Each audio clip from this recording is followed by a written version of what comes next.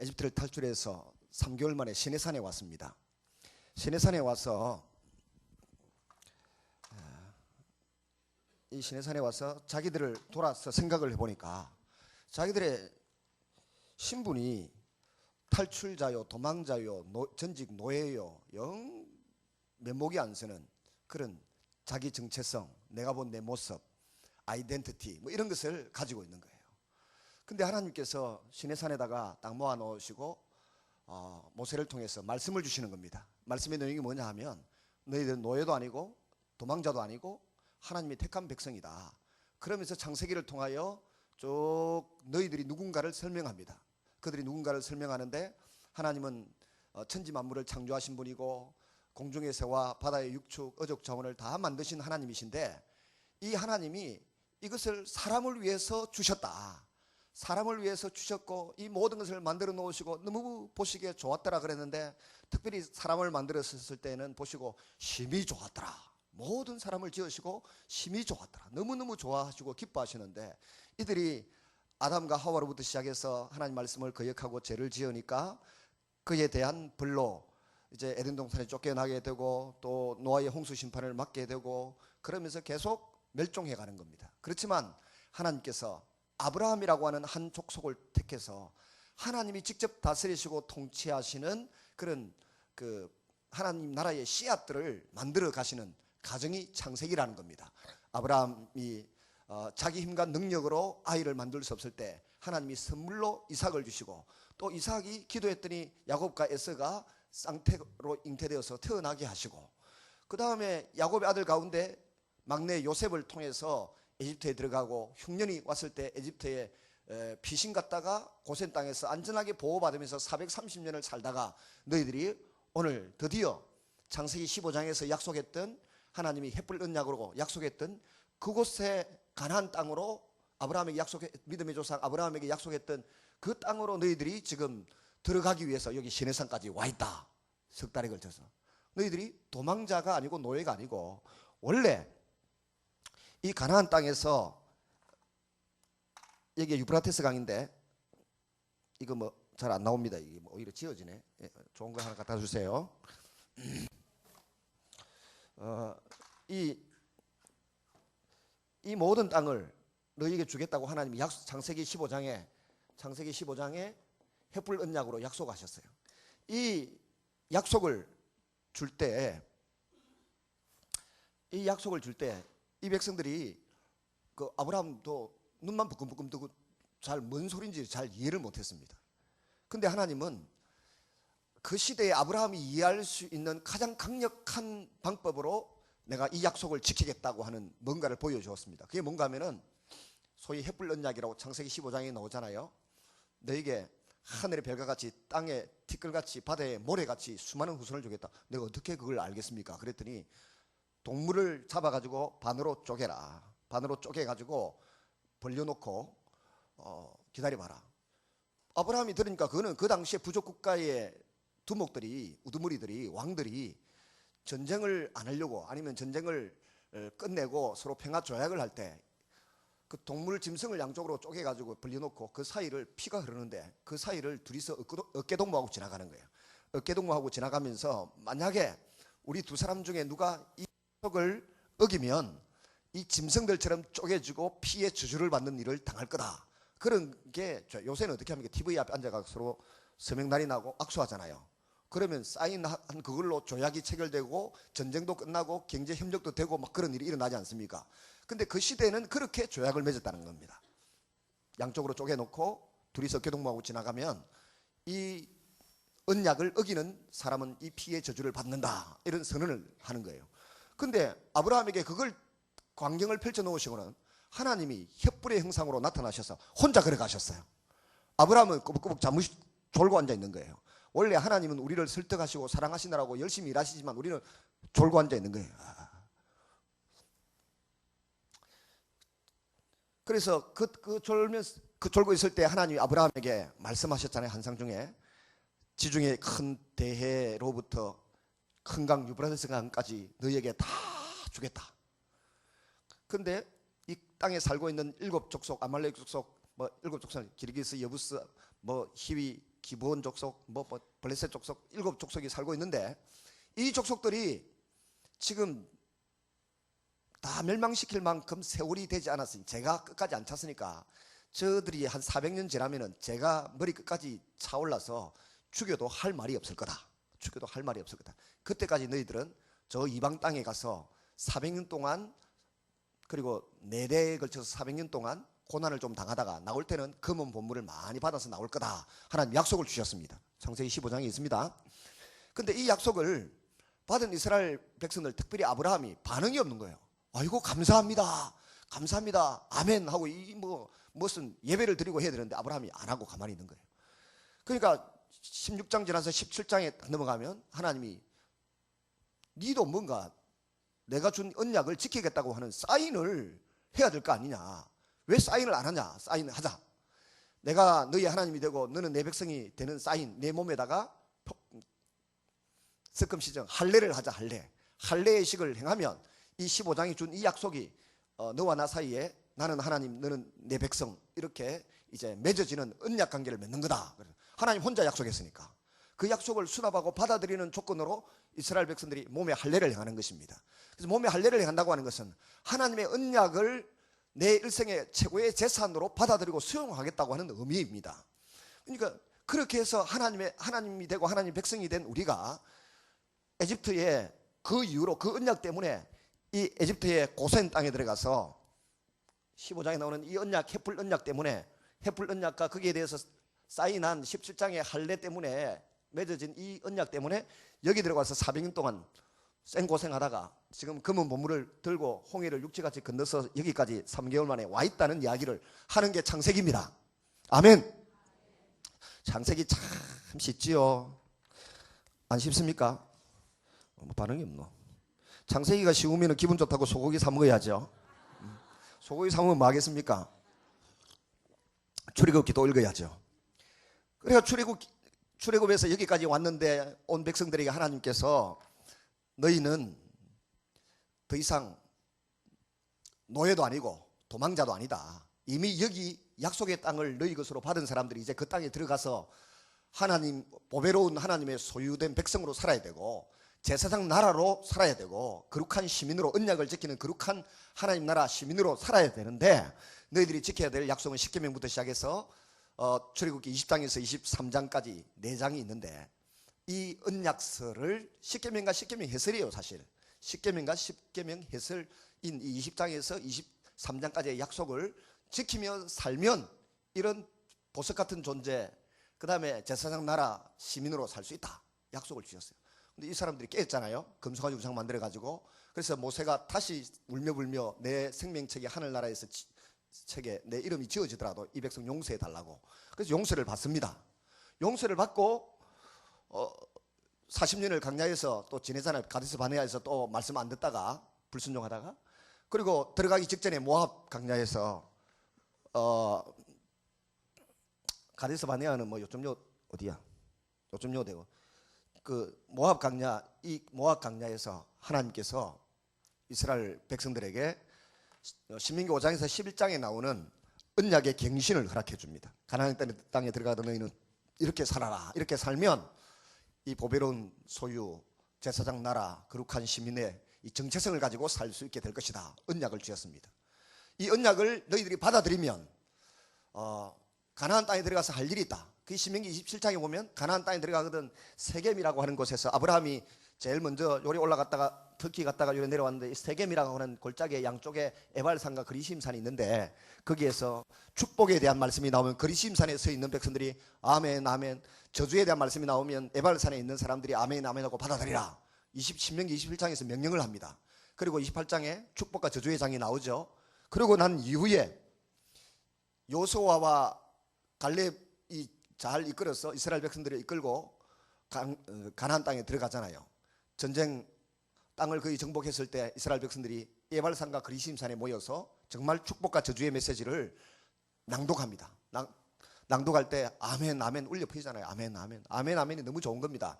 아멘 하시기를 바랍니다. 그리고 그 말씀대로 살면 되는 거예요. 근데 그 말씀대로 그 백성들이 산 사람 있다 없다? 한 명도 없다는 겁니다. 그 중에 기중 나은 사람을 한 사람 들으라 하면 다윗입니다. 다윗도 후반부의 삶이 아니고 다윗의 인생의 처음 길이 괜찮았습니다.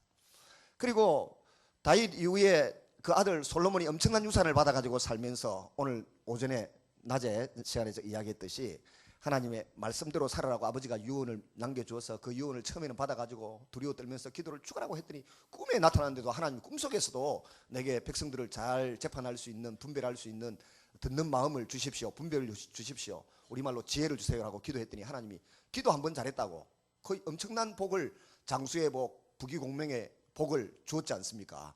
야 아들아, 기도를 잘해야 돼. 핸드폰, 스마트폰 좋은 거 가졌다고 해서 출세하는 게 아니고 꿈속에서라도 하나님 만나면 기도를 한 방에 잘하면은 좋은 신랑도 오고 장수도 오고 건강하게 오래오래 살게 될 줄로 믿습니다. 솔로몬이 그렇게 살았는데 성전 짓는 7년, 왕궁 짓는 13년 합쳐가지고 몇 년입니까? 20년인데 사실은 23년까지는 그 제도 정비하느라고 3년, 그래서 23년까지는 왕으로서 역할을 잘 했어요. 근데 나머지 17년을 하나님 말씀대로 제사장 나라를 구가하고 살지 않았어요. 다윗은 제사장 나라를 만들기 위해서 애를 썼어요. 그게 성전 짓는 거고, 성전 설교도를 하나님께 받아가지고 나누고 저런 거고, 성전에서 누가 어디에서 무슨 동쪽 문 누가 지키고, 서쪽 문 누가 지키고, 남쪽 문 누가 지키고, 북쪽 문 누가 지키고, 성전 모든 조직과 구조를 다윗이 하나님께 계시를 받아가지고 그려서 다 줬잖아요. 제사장 나라를 꿈을 꾸기 때문에 성전을 지으려고 생각했던 거예요, 다윗은. 그리고 그 많은 군대를 가지고 있지 않습니까? 다윗이 인생 말년에 보면 인구조사를, 군인조사를 했더니 130만, 158만이 나왔어요. 158만의 군대 같으면 그 당시에 에집트, 바벨론, 페르시아, 아수르 이런 것들 저 주변 나라 다 정복해서 자기도 제국의 한 황제처럼 일할 수 있는 사람이에요. 근데 그런 마음을 품으니까 하나님이 싫어하셨잖아요. 그 사무엘하 24장에 보면 그것 때문에 징계를 받아서 이스라엘 백성들이 3일 동안 전염병에 휩싸여서 7만 명이 죽어나갑니다. 하나님은 제국을 만든 걸 원치 않으셨어요. 이스라엘 백성들에게는 창세기 19장에 주셨던 말씀처럼 뭐라고요? 제사장 나라가 되는 걸 꿈을 꾸라 그랬는데, 제사장 나라는 약한 자를 섬기는 거예요. 약한 민족을 섬기고 오늘 시리아를 돕듯이 그런 일을 하라고 하는 게 하나님이 우리에게 주신 구원의 은혜이고 은혜에 보답하는 삶입니다. 근데 그런 삶을 살아라고 했는데 솔로몬이 다윗처럼 그 길로 안 가는 거예요.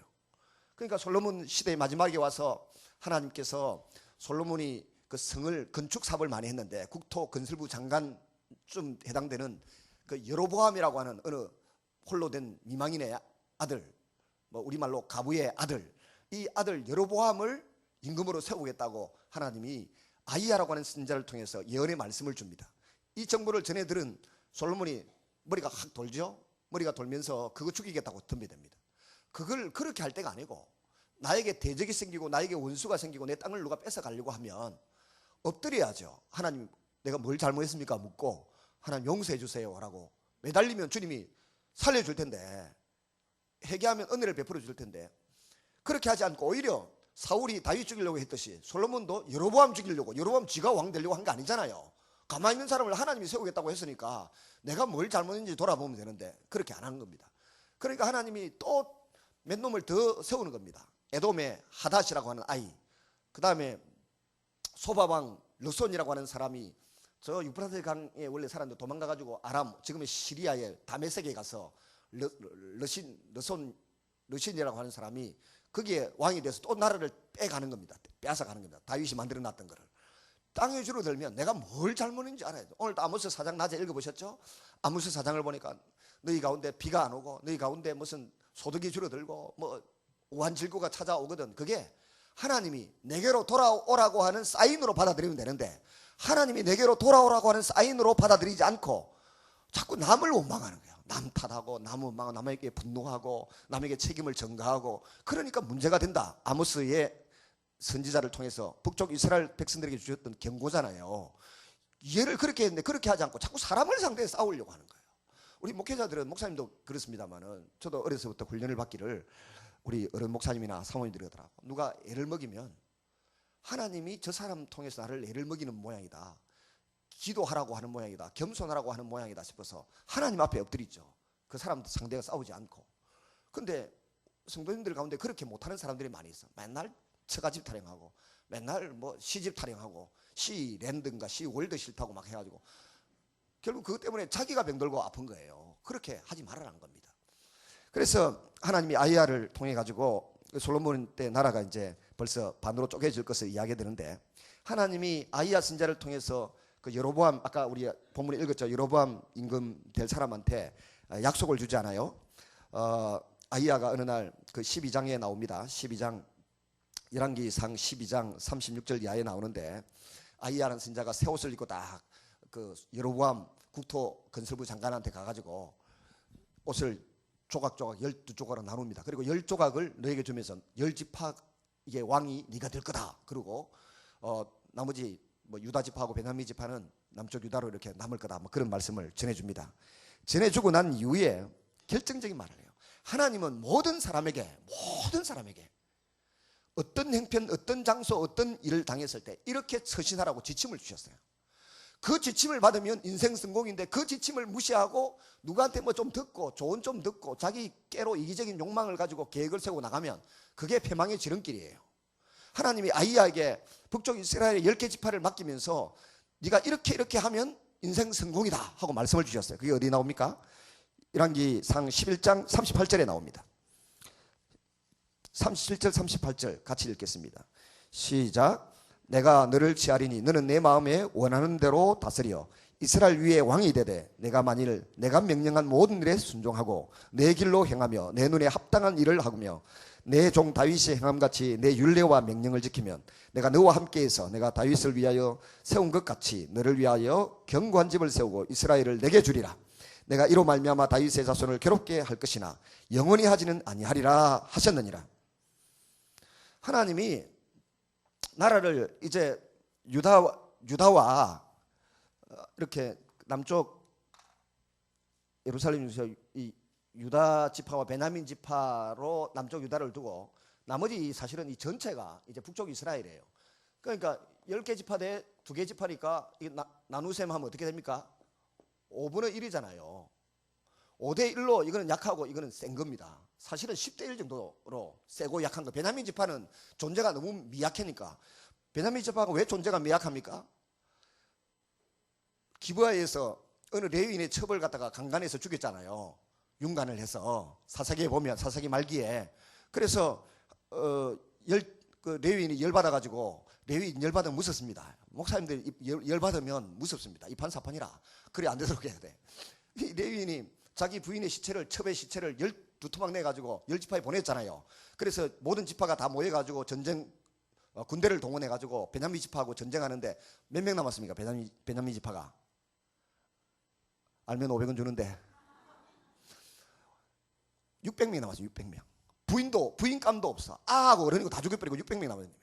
그러니까 베냐민 지파가 막내라서 적은 게 아니고 그렇게 뒤숭맞은 짓. 경상도 진짜 좋습니다. 이 표준말이 통하는데 서울 가니까 못 알아듣더라고. 천지 빽가리 해도 이게 뭔 소리인지 모르고. 참. 이 600명 남자만 600만 남고 부인도 없고 아도 없고 다 죽여버렸잖아요. 600명 남았을 때 좀 됐을 때 아이고 이 한 지파가 거리 나겠네 해가지고 길랏 야베스 지역에 가가지고 막 보쌈 해가지고 데리고 와서 남았으니까 이제 몇 명, 1200명이잖아요. 그 가운데 나온 사람이 누굽니까? 어느 임금? 초대 임금 누굽니까? 베냐민 지파의 사울 아닌가요? 사울. 성경 통독 소리 내라. 한 번 더 와야 되겠네 보니까. 그래서 베냐민 지파 사울이 첫 임금 되었을 때 나는 가장 작은 지파 가운데서도 가장 작은 집이란 말이 나온 거지. 아이고 내가 이 이야기를 설명하니까 우리 전도사님이라고 하는 모태신앙 3, 4대 믿은 이 우리 전도사님도 1등 집사요 근사였던 우리 전도사님도 뭐라는 거 처음 들었습니다. 처음 들을 거면 있어. 성경을 막 읽으면 다 나오는데 상상력을 발휘하면, 상상력은 그런데 발휘하라고 준 건데 상상력은 쓸데없이 발휘해가 상처를 묵상해가지고 우리 시아버지가 시어머니가 이렇게 말했을 거야, 마음 시누이는 이런 생각을 할 거야, 그래가고 몸이 병들고 아프고 불면증 걸리는 게라. 상상력은 하나님 말씀을 내게 적용시키는 데 쓰시기를 바랍니다. 한낱날에 깊이 생각하고 즐거운 날에 주님을 찬양하고 높이고 겸손해지라고, 그럴 때 상상력을 쓰는 거지. 야간 베냐민 지파는 없는 거나 마찬가지니까 10대 1 정도의 비율로 군사력이 나누어지는 거예요. 근데 북쪽 이스라엘은 나라가 몇 년 살았다고요? 210년. 남쪽 10분의 1처럼 적은 남쪽 유다는 몇 년요? 350년. 임금은 똑같이 19명씩. 그러니까 왜 이런 일이 졌느냐 할 때 아까 오늘 본문 우리 읽어보셨잖아요. 10의 1조를 가지고 이스라엘 백성들은 3대 절기가 있는데 남자들이 3대 절기를 지키러 예루살렘 성전으로 가서 1년에 3번씩 가야 되잖아요. 이 전체 이리 흩어져 살던 이스라엘 백성들이 가는 거예요. 그러니까 여로보암이 생각할 때 아까 본문 읽어봤죠? 자기 생각에 이 백성들이 자꾸 요 왔다 갔다 하다가는 내 나라가 없어지고 여기 다 뺏긴다 이 생각을 한 거예요. 성경에 기록은 안 돼 있지만은 경제학자들이 말하기를 돈이 10의 몇입니까? 10의 3조 소득의 30%가 들어가지. 갈 때마다 가지고 가는 최저 여행 경비까지 합치면 거의 10분의 6 소득의 10분의 6이 남유다 예루살렘으로 간다는 겁니다. 이게 보니까 기분 나쁘다 이거죠. 그래서 가는 길목에 베델, 저 북쪽에 있는 사람은 단, 여기에다가 뭘 만들어요? 여로보암이 솔로몬에게 쫓겨가지고 어디로 유학 갔습니까? 에집트로 갔죠. 에집트 가서 보니까 옛날에 아론이 만들었던 금송아지, 그게 저 선진국도 금송아지 보니까 가지고 섬기고 사는데도 잘 살더라. 우리도 금송아지 만들어라. 이게 하나님이다. 이렇게 이야기한 거예요. 그리고 여기서 그냥 예배하고 예루살렘으로 갈 거 뭐 있노 이 사람들아. 백성들은 무지몽매하기 때문에 지도자가 잘못 읽으면 그렇게 갑니다. 신천지도 끌려가고 어머니 교회도 끌려가고 통일교도 끌려가고 남녀 호랑경교도 끌려가고 그런 거예요. 말씀이 없으니까 끌려가는 겁니다. 그래서 그 베델에 가니까 거리도 짧고 뭐 좋은 거죠. 뭐. 게다가 더 큰 문제는 아까 보니까 원하는 사람 아무에게나 제사장 직분을 줬다 그랬죠. 제사장 직분을 매간매직했다는 겁니다. 오늘날 우리 한국 교회도 이 매간매직을 합니다. 비행기 타기 전에는 서리지사였는데 비행기 타고 내리니까 장로님이고, LA에서 비행기 타고 돌아올 때는 집사였는데 비행기 타고 내리고 나니까 미국에서 신학 공부했다 해가지고 박사가 돼가오고 6개월 만에. 아이고 참 그런 일이 벌어지더니 그게 성경에 북쪽 이스라엘에서 먼저 그 일을 했네요. 그래가지고 아무나 제사장으로 딱 삼으니까 원래 제사장으로서의 긍지와 자부심을 가지고 살아가던 레위인들이 뭐 했다고 열받은 거야. 1.4 후퇴 때 북한에 살던 경건한 그리스도인들이 다 남쪽으로 피난 와가지고 서울의 영락교회, 충영교회, 막 또 대구 영락교회, 부산 영락교회 막 세웠듯이 48개 성읍에 흩어져 살던 레위인들이 전부 유다 지파 쪽으로 다 몰린 거예요. 왜냐면 11조를 갖다가 아무나 받아가고 말이지. 자기들도 예루살렘 가야 되는데 예루살렘 못 가게 길을 가로막고 말이지. 바사는 거기에 철책을 쳐가지고 못 가게 막았잖아요. 그러니까 소치가 전부 다 유다 지파로 왔어요. 그러니까 이 레위인들이 하는 역할이 뭡니까? 예배를 가르치고 예배를 인도하고 무엇보다 율법을 강론하고 가르쳐서 그 백성들이 하나님 말씀대로 살도록 해야 되는데 말씀대로 살도록 가르치는 사람이 없어진 거예요. 그러니 북쪽 이스라엘은 아모스서 같은 데 보면 8장에 보면 양식이 없어 주림이 아니고 물이 없어 기가를 당한 것이 아니고 말씀이 없어서 너희들이 굶주리고 죽어간다. 나라가 망한다. 그렇게 말씀하고 있지 않습니까? 호세아서에도 제사장들만이도 그것들이 매간매직해가 된 제사장들이니까 북쪽 이스라엘을 향한 예언인데 돈 받고 제사장 된 것들이 뭐 아는 게 있어야지. 백성들이 죄 짓는 거 똑같이 짓는 거예요. 자기를 구별해서 살지도 않고. 그러니까 문제가 되는 거예요. 오늘날도 한국에 목사님이 7만 명인가 8만 명인가 그래요. 많게는 10만 명이라 그러는데 교회가 8만, 5만, 6만 개인가 그렇고. 무인가 신학교가 몇 개나 되나요? 무인가 신학교가 300개가 넘습니다. 한국의 신학교가 300개가 넘는데 문교부에서 인가해준 신학교가 40개라. 40개 중에 군목 시험을 치를 수 있도록 국가에서 국방부 고시 군목 시험을 군종장교 시험을 칠 수 있는 학교가 12개인가 밖에 안 돼요. 12개.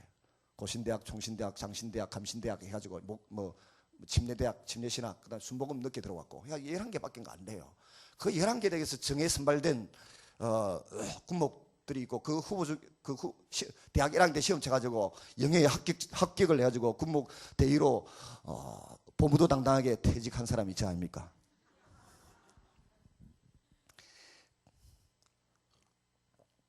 근데 군목 출신들도 함량이 부족해가지고 사고를 엄청 치더라고요.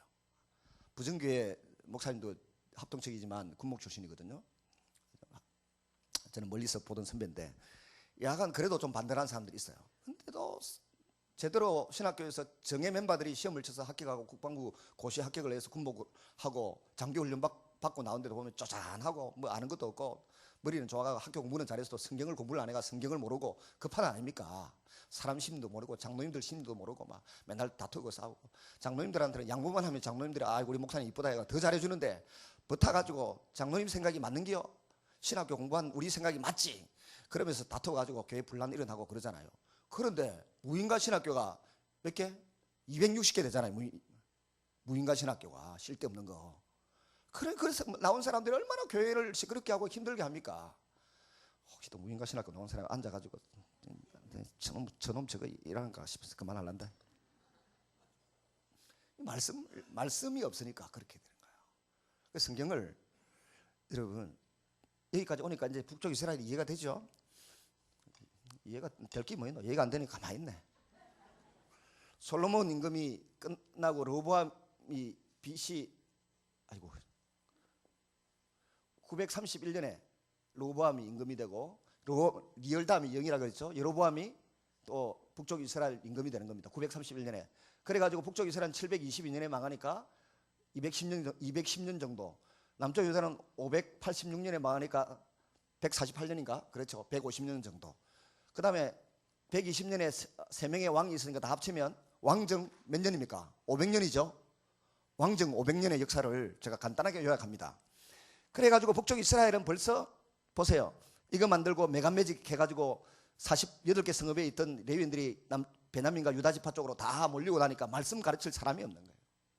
그러면 벌써 하나님의 백성으로서 끝나는 겁니다. 처음에 이렇게 분리시켜 놓을 때는 왕조를 북쪽 이스라엘 남쪽 유다 분리시켜 놓을 때는 서로가 선의의 경쟁을 하면서 하나님 잘 섬기라고 그렇게 만들어 놨는데 오히려 여로보암이 하나님 말씀을 안 믿었잖아요. 아이야를 통해서 주었던 말씀처럼 다윗처럼 하나님의 말씀을 잘 지켜 행하고 살면 니도 한 나라를 이스라엘이 네 나라가 되리라. 네 후손들을 또 끝까지 복을 받아 누릴 거라는 겁니다. 다윗의 후손처럼.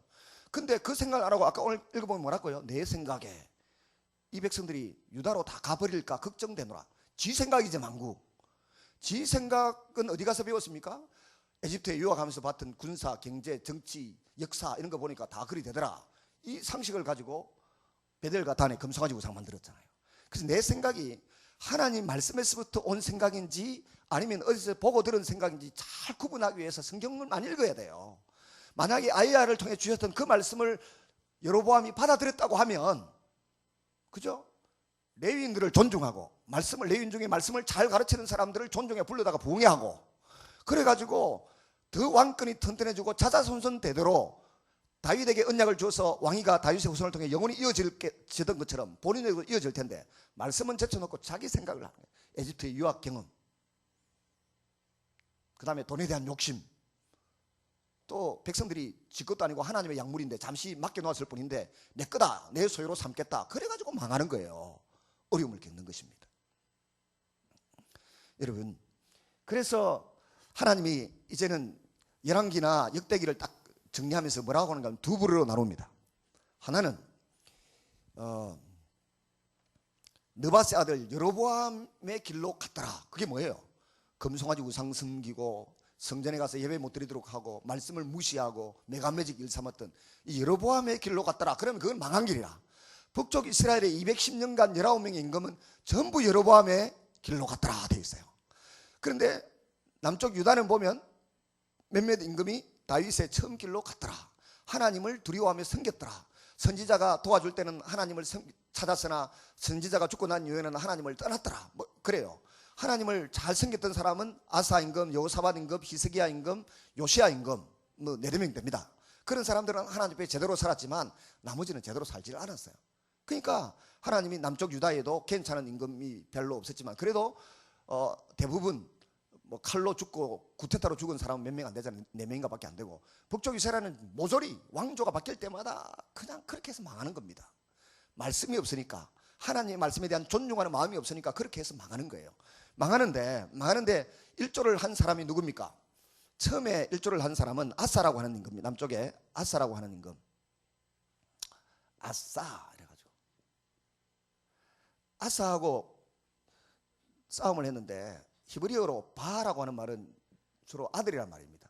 북쪽 이스라엘의 그 당시의 임금이 바사, 아사의 아들 바하사는 아닌데 바하사라 이름이. 참 이름도 이 바하사가 여기다 철책을 딱 쌓는 거예요. 철책을 못 넘어가게. 여로보암은 여기다가 베델과 단에 금송아지를 만들어 가지고 가지 마라 했지만 그래도 의미 있는 사람은 성전을 찾아가니까 성전에 못 가도록 휴전선 철책을 만드는 거예요. 아사가 가만히 생각하면 열이 받치거든. 그래서 이 아사가 처음에는 뭐 50만 대군 가지고 하나님을 찾고 기도해서 에티오피아에 100만 대군을 이겨냈던 사람이에요. 믿음의 사람이었습니다. 근데 이때 믿음을 놓쳐버리고 한번 믿음의 사람이라고 해서 끝까지 믿음 가는 게 아니에요. 믿음을 잘 간직하고 유지하기 위해서는 좋은 교제권이 있어야 돼요. 그래서 목사님들도 좋은 사람들과 사귀려고 애를 많이 씁니다. 그러니까 좋은 믿음의 교제권을 만져야 되는데 금묵자흑, 먹을 가까이 하면 내 몸도 더러워지고 좋은 친구를 만나면 나도 내 얼굴을 빛나게 하는 거예요. 그 친구가. 이 바하사가 이게 철책 맞는 걸 보고 여리바치가 어디로 가는가 하면 지금의 요 시리아로 간 거예요. 시리아 땅으로 가가지고 시리아 아람이죠. 아람의 임금한테 돈을 주가지고 군대를 파송해서 요 후미를 좀 공격해 주세요. 바하사를. 그러니까 아람도 때다 싶어가지고 공격해 내려오죠. 바하사가 여기다가 지금 전쟁 그래가지고 뭐 철책 만들고 있는데 뒤에서 공격해 오니까 이거 전부 군대를 빼가지고 전쟁하러 가죠. 그 사이에 모아놨던 건축 자재 전부 빼가지고 이 사람이 그 아사 임금이 자기 성 만드는데 견고하게 하는데 썼죠. 성경을 읽은 사람은 기억날 것입니다. 썼습니다. 그래서 전쟁을 한번 멈췄습니다. 멈췄는데 시간이 좀 지나고 난 뒤에 북쪽 200년쯤 지났을 때 남쪽 유다에는 히스기야의 아버지 아하스라고 하는 임금이 있고 북쪽 위에는 호세아라고 하는 마지막 임금이 있는데 호세아 임금하고 이 영원한 원수도 없다고 지금 북쪽의 북쪽 이스라엘 호세아 임금하고 북쪽 이스라엘의 베나단이라고 하는 임금하고 베나단 사람 이름이 아니고 왕의 친구인가 봐요. 임금하고 둘이서 동맹을 맺어서 이 두 사람이 갑자기 또 친해져가지고 동맹을 딱 맺어가지고는 여기다가 제의를 하나 합니다. 야, 우리 세 나라가 힘을 합쳐가지고 아수르라고 하는 나라가 지금 일어서고 있는데 이거 한번 박살내보자 이런 거예요. 그러니까 이 사람이 생각할 때 이것들하고 동맹해봤자 우리는 군사력도 뭐 10분의 1, 5분의 1 정도밖에 안 되니까 하기 싫은 거예요. 그래서 히스기야의 아버지 아하스가 뭐라 그러는가 하면은 마음속으로 이것들하고 동맹해가지고는 안 되겠다. 오히려 여기에다 빨리 돈을 줘가지고 이것들 초토화시키도록 해야 되겠다 생각을 품은 거예요. 마음에 그 생각을 품자 말자 이사야 7장에 나오는 임마누엘의 이야기 아시죠? 마음을 품자 말자 하나님께서 이사야 선지자를 아하스에게 보내가지고 어중간한 짓 좀 하지 마라. 저 북쪽에 베나단하고 르신하고 남쪽에 그 호세아 이거는 타다가 남은 부지깽이다. 야들은 죽다 깨나도 부지깽이는 모르겠네. 시골에 가면은 모닥불 피워놓고 부지깽이 가지고 가마솥 밑에 불 할랄 타라고 이렇게 쑤시는 게 있어요. 불 타라고. 그 부지깽이가 처음에는 번듯하고 좋은 나무를 가지고 쑤시는데 불을 자꾸 피우다 보면 끄트머리에서부터 불이 타기 시작해요. 그럼 나중에 진짜 요만큼 남는 거가 뭐 하겠어요. 글 쓰는데 좀 쓰다 그냥 다시 부적에 던지죠. 저 북쪽의 아람, 저 시리아의 르신과 그 호세아 임금은 타다가 남은 부지깽이에 불과하다. 잠시 뒤에 다 없어질 거다. 근데 그것들하고 싸워서 이기려고 네가 저 뒤에 있는 아수르에게 군사 원조를 요청해. 어리석은 사람들아 제발 그러지 마라. 이사야를 통해서 예언을 합니다. 근데 아하스 임금이 그러냐고 하면서도 말은 예 그렇습니다. 속으로는 말 같은 소리 하고 있네. 하나님 어디 있노? 쓸데없는 소리 하고 있네. 해시기를 만든 아하스 임금이 쓸데없는 소리 하고 있네. 그러고는 말 안 듣고 아수르 임금에게 가가지고 돈을 줘가지고 빨리 좀 도와달라고 요청을 하는 겁니다. 그러니까 이사야가 또 이번에 열받쳐가지고 이 사람아 처녀가 잉태해서 아들을 낳아가지고 그 아가 젖을 떼고 걸음마도 배우기 전에 그러니까 얼마 남지 않는 시간 내에 그 위에 두 나라는 망하고 말 거다. 북쪽 이스라엘과 시리아는 망할 건데 뭐하러 그렇게 군사 원조를 요청을 하냐. 그것들이 나중에 아수르가 내려오면 그 이스라엘만 망할 줄 아냐? 니도 망한다. 제발 정신 좀 차리라. 그렇게 이야기를 한 거예요. 그래도 하나님 말씀에 대해서 안 믿으니까 선자를 통해서 전해진 하나님 말씀을 믿으면 되는데 말씀을 안 믿으니까 또 율법도 무시하는 거예요. 율법이 뭡니까? 형제를, 제사장 나라는 형제를 특별히 약하고 어려운 형제를 돕는 겁니다. 근데 아까 봤던 아사 임금도 바하사가 형제 나라잖아요. 형제 나라를 까부수라고 그 시리아의 베나다에게 도움을 청했지 않습니까? 또 그 한참 뒤에 손자 아하스도 형제 나라 북쪽 이스라엘을 없애달라고 아수르 이방 민족을 불러들여? 그러면 형제가 힘들면 도와줘라 그랬는데 형제를 죽이고 강간하고 망하게 하려고 이방 짐승 같은 군대를 불러들이니까 빵점이다. 그게 이사야서의 내용이에요. 이사야서의 내용이에요. 그렇게 막 공격을 해들어. 그러니까 하나님 이사야를 통해서 하나님이 너희와 함께 한다는 증거를 하나 보여주는데, 아가 하나, 처녀가 결혼을 했든지 어땠든지 아를 하나 낳아가지고 젖떼기도 그릇마도 제대로 배우기 전에 두 나라가 망할 거다. 그 망하는 증거가 드러날 텐데, 그것은 바로 하나님이 너희와 함께 하신다는 증거다. 임마누엘, 하나님이 너희와 함께 한다는 증거인데 그 증거를 받아들이라. 그러니까 유다는 우리에게는 예수님이 이 땅에 오셔서 우리의 주가 되시고 왕이 되어주신 그것이 하나님 우리와 함께하는 증거다. 그렇게 말씀하셨어요. 그 예수님이 우리에게 성령을 보내주셔서 성령님이 우리와 함께 하시는 증거를 보여주잖아요. 그런 것처럼. 그래서 이사야서의 주제가 사실은 1장 8절인가 1장 8절 9절인데 거기 보면 포도막에 오두막처럼 원두막처럼 참외밭에 상징막처럼 그 큰 포도원 참외밭에 한 평도 안 되는 곳에 조그만 원두막 만들어 놓고 망대로 지키잖아요. 이스라엘 전체가 남쪽 유다 그때는 이사야가 활동할 때는 벌써 이제 그 히스기야 시대니까 말씀을 주는 겁니다. 다 앞으로 사라지고 원두막 포도원에 그 넓은 포도원 다 망하고 요만큼 남듯이 남을 거다. 참외밭에 다 사라지고 요만큼 남듯이 남을 거다. 사면으로 포위당한 성읍과 같을 것이다 그랬는데, 정말 아수르 제국이 내려와가지고 시리아도 박살내버리고 아람 박살내버리고 북쪽 이스라엘도 박살내버리고 히스기야 임금 시대에 포위를 하는데 성읍 45개를 전부 다 남쪽 유다의 성읍까지 45개를 다 그냥 손에 잡고 예루살렘 하나 남았어. 포도원의 상징막 오두막처럼 하나 남았어요. 그리고 이 사내립이 18만 5천 명이 죽었잖아요. 하루 저녁에 뒤에 또 공격하다가 죽고 난 이후에 자기 아수르 땅에 돌아가가지고 비석을 하나 만드는데 그 비석에 보니까 그 비석이 요새 발견된 거예요. 비석에 보니까 내가 45개 성읍을 초토화시켜가지고 블레셋 사람들을 총독으로 임명해서 세금 내라 그러고 돌아왔노라 이겼노라 뭐 이런 거 비석이 요새 발견돼가지고 사람들이 잠을 쉬지 않습니까? 성경이 니느의 성이 발견되기 전에는 성경이 가짜다 이랬던 사람들이 영국의 레어드 경이라고 하는 고고 학자가 1800년대 후반에 그 니느의 성이 6m 밑에 땅을 파보니까 6m 밑에 니느의 성이 발견된 거예요. 진짜 니느의 성에 있네. 요나가 말했던 그 니느의 성이 있고 그 나홈이 말했던 니느의 성이 정말 먼지에 나홈이 보면 티끌 밑에 덮이리라 하는데 그대로 정말 그렇게 되어 있는 거예요. 그래서 사람들이 잠을 쉬는 거라. 잠을 쉬면 졸도를 할 만큼 놀랐으면 예수님께로 와야지 왜 안 오는지 몰라 영국 사람들. 그게 이사야서 내용이고 이 열왕기상 전체에 흘러가는 내용이에요. 그러면서 북쪽 이스라엘은 누가 멸망시켰다고요? 여로보암의 길로 끝까지 가서 말씀이 없어서 망하는 것뿐만 아니라 아하스 임금이 아수르를 불러들여가지고 시리아도 망하고 북쪽 이스라엘도 망하게 되는 겁니다. 그게 722년에 그래서 바벨론 아수르에 의해서 북쪽 이스라엘이 망하는 거죠. 목사님이 고개를 까딱까딱 하는 거 보니까 남 목사 강의 잘한다 속으로 그렇게 생각하신 거죠. 맞죠?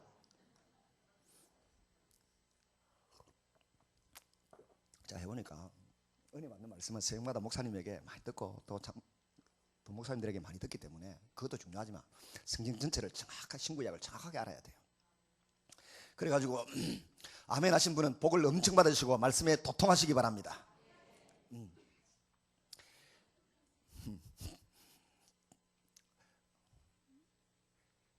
망하는데 이 아하스 임금이 아수르의 뭐 티그라필레셋 이런 임금이 다메섹에 시리아의 다메섹에 와서 시리아를 공격해서 박살냈다는 소리를 듣고 막 흥감해가지고 놀래가지고 마차를 타고 핑계 총알처럼, 더 재밌는 표현이 있는데 어디에 요롱소리가 나도록 달려갔어. 달려가서 뜩 보니까 티그라필레셋 황제가 돌의자에 쫙 앉아있는데, 우리 한국에서 많이 보는 제주도 돌하루방 같은 거, 아니면은 천하대중군 지하의장군 같은 게 그 보좌 양쪽에 있는 거예요. 그걸 딱 보는 순간 뿅 돌아간 거예요. 이야, 이 신을 섬기니까 이렇게 힘센 나라가 생긴 모양이다. 그림을 그 천하대장군 지하의장군 같은 그 아수르의 신을 그림을 쫙 그려가지고 예루살렘에 있는 누구한테? 우리야라고 하는 선지자에게 보내는 제사장에게 보내는 겁니다. 우리야 제사장이 딱 받아보니까 임금이 시키는데 만들어야 되거든. 노제단, 성전 안에 있는 노제단을 오매 없애버리고 그 아수르의 지하의장군 천하대장군 같은 이방 신상을 성전 안에다 탁 모시니까 하나님 보실 때 가짜겠어요? 기었겠어요? 가짜는 가짜나 가지고 있는데, 나중에 에스겔 선지자가 하나님께 불려가가지고 성전에 가보니까 거기 아직도 그 자리에 있는 거예요. 그래서 예루살렘이 이거 안 되겠다 생각하신 거죠. 뭐 그건 나중에 하더라도.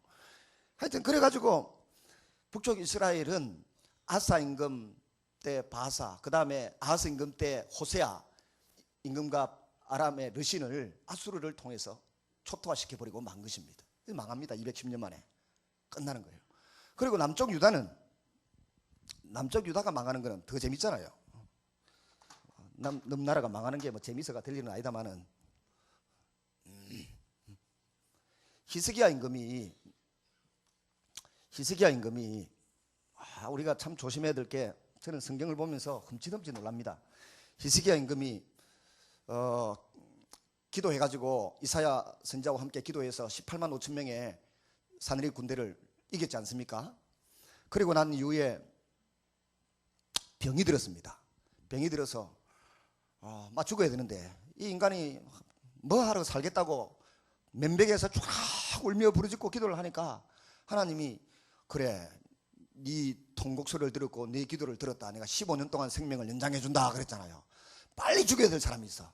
히스기야는 그때 막 죽었어야 되는데, 그때 안 죽고 이게 15년 동안 살려줬더만 살려준 은혜에 대해서 보답하는 마음을 가지고 살아야 되는데, 보답하는 마음을 안 가지고 쓸데없이 아들 므낫세라고 하는 걸 하나 낳았는데, 므낫세를 낳아놓고는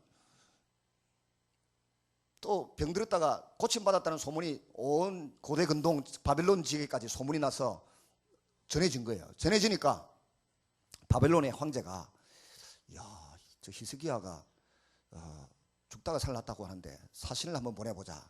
뭐 사신을 보냈겠어요? 잡아먹으려고 정탐하러 보냈는데, 그것도 모르고 히스기야가 열역대기에 보면 끔찍스러운 말씀이 있어요.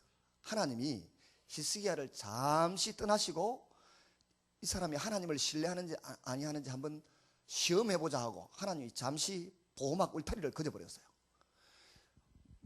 욥의 울타리를 하나님이 보호막을 걷어버리고 사단이 마음대로 밀가부르듯 까부르 봐라 했잖아요. 욥은 그래도 입술로 범죄치 않고 하나님을 원망하지 않는데, 히스기야는 하나님이 보호막을 잠시 걷어 놓았을 때 바벨론 사자가 찾아왔는데 그 시험에 합격 불합격하죠. 성전에 있는 거, 자기 창고에 있는 거 검은 보물 다 보여줍니다. 이유는 우리나라도 힘있다, 바벨론 너희들하고 동맹할 만큼 어깨를 이렇게 나란히 할 만큼 힘 있는 나라다, 이걸 이제 자랑할. 우리의 힘은 만군의 여호와 하나님밖에 없는 줄로 믿습니다. 근데 이 고백을 했는데, 여러분처럼 아멘 했는데, 이 사람 히스기야는 그렇게 안 하고 쓸데없이 아들 므낫세 하나 낳아놓고는 기고만장해가지고 우리나라가 힘이 있어 라면서 증거로 막 검은 보물이 있는 거 없는 거 간 썰게 다 보여준 기라. 그러니까 이사야 선지자가 딱 오더니 뭐 했습니까? 내가 다 보였다. 이 나라가 당신 때문에 망하게 되었다. 근데 당신 때에는 내가 살려주고 네 아들 때 가서 완전히 망하도록 해주겠다. 그러니까 히스기야는 배알이 없어. 엎드려가 주님 살려주세요. 내 아들 살려 이래야 될 건데, 내 때는 안 망한다니까 너무 즐겁고 감사합니다. 내 아들 때야 망하거나 말거나. 무슨 신앙 좋은 아버지가 그런 아버지가 있어. 내 아들이 죽는다고 하니까 다윗은 며칠 금식요? 7일이나 금식하셨는데, 7일이나 금식했는데 아들 때에 가서 나라가 망하고 백성들이 다 망한다고 하는데도, 아이고 내 때에는 뭐 그냥 지나간다고 하니까 감사합니다. 즐겁게 사는 겁니다. 그러니까 히스기야 15년 더 산 것은 백성들에게 복이다, 욕이다? 수치죠. 복이 아닙니다. 그냥 죽었어야 돼. 므낫세가 지금 제일 못된 임금 58년 동안 남쪽 유다를 완전히 그냥 말아먹도록 하나님이 더 이상 못 참겠다 할 정도로 사고를 치는 아들을 낳아놓고 죽었어요. 그 아들이 56년인가 8년인가 유다를 다스리다가 그 다음에 아몬이라는 아들이 태어나가지고 2년 동안 다스리다 죽고, 그 아들 아몬의 아들 므낫세의 손자 히스기야의 정손자 요시야 임금이 나왔습니다. 요시야 임금은 하나님 말씀대로 살아보겠다고 애를 쓰는데, 저는 요시야 임금의 일대기를 읽으면서 참 분하고 원통한 것입니다. 요새 우리 중고등부 아들 봐도, 야 아들아 너 고개 숙이고 있지 마라. 너희들 봐도 내가 막 분통이 터지고 눈에서 핏발이 치고 막 총알이 나오려고 막 이래가지고 요새 내가 죽겠다니까. 보라는 성경은 안 보고 그놈의 스마트폰만 들여다보고 앉아갖고 밤에 저 누워서도 이러고 불 꺼놓고도 이러고 공부하다가도 밑에서 이거 하고 있고, 그래갖고 이 나라가 어찌 되겠노 도대체. 안 그래도 뭐 종북주의자니 뭐니 해서 나라가 시끄러운 판에 이놈의 스마트폰 때문에 아들이 하라는 공부도 안 하고 성경도 안 읽고 예배 시간에도 스마트폰 들고 와서 목사님은 설교하는 저걸 밑에서 이러고 앉아 있고, 이 말이 안 되는 얘기야. 남쪽 유다가 그랬단 말입니다. 남쪽 유다가 요시야 임금 시대에 성전을 이렇게 수리하다 보니까 헌금통에서 율법책이 나왔어. 그게 거기서 나와야 될 책이 아니잖아요. 신명기 17장 20절에 뭐라 그랬어요? 임금 왕은, 이스라엘의 왕은 율법책을 등사해가지고 옆에 두고 항상 읽고 묵상하고 그 말씀대로 행할진지라, 이게 명령인데, 이 말씀을 붙들고 살았으면 왜 율법책이 성전의 그 헌금통에서 발견됐다고 울고불고 난리를 치고 그러겠어요? 성경이 말이지 내 손에 들려 있어야지. 요새 목사님들 중에도 내가 목사님 욕은 안 하고 싶은데, 우리 교회 어느 한국에 유명한 목사를 불러놨더만, 젊은 목사를 불러놨더만 성경을 안 가져왔더라고. 잘라고 저라노 성경 드릴까요 하니까 아니요 있습니다. 그럼 나중에 호주머니에서 끄집내는데, 전 목사님처럼 뭐 조그마한 이게 아니고 스마트폰에서 내가 읽었잖아요. 그걸 한 5년 전에. 참 훌륭하십니다 해야 되는지 가짜습니다 해야 되는지 내가 참 저도 고민이 되더라고. 성도들이 볼 때 얼마나 웃었겠어요 그게. 옛날 우리 전영창 장로님 같은 분들은 부흥회 다니면서, 장로님이 부흥회를 다니면서 가르쳤어요. 그 창고등학교 설립자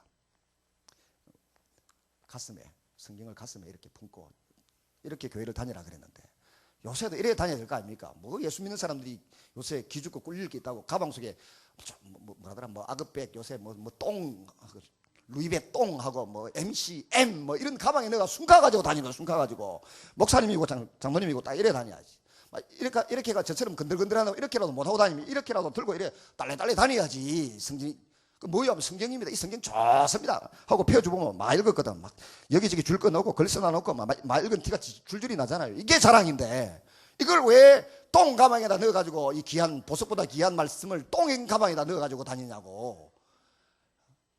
제발 성경을 가슴에 품고 아이들이 봐도 저놈의 성경이 죄송합니다. 저놈의 성경이 얼마나 귀하면 저렇게 가슴에 품고 다니노. 그죠? 그런 말이 나오도. 옛날 우리 어른들은 그랬잖아요. 우리는 그런 목사님, 장로님, 근사님 보고 자랐습니다. 그래서 저도 한 번씩 흉내 내느라고 이렇게 품고 쫙 다니는데, 축복합니다 하고 그러면서 바리새인같이요 내가 이러면서 다니는데, 아니 그래야 말씀이 귀한 줄 알 거 아닙니까? 이 말씀 없이 부모의 근위가 서고 장로님의 근위가 서고 목회자의 근위가 서고 이 나라에 대통령의 근위가 서겠습니까? 그러니까 쓸데없는 것들이 촛불 집회한다고 바보 같은 짓을 하고 돌아다니고, 강호병 물린 고기 갖다 주면 나는 무조건 먹는다. 20년 뒤에 발병한다는데 내가 지금 먹어도 발병해도 72살이 죽는데 72살까지 살고 죽으면 되지.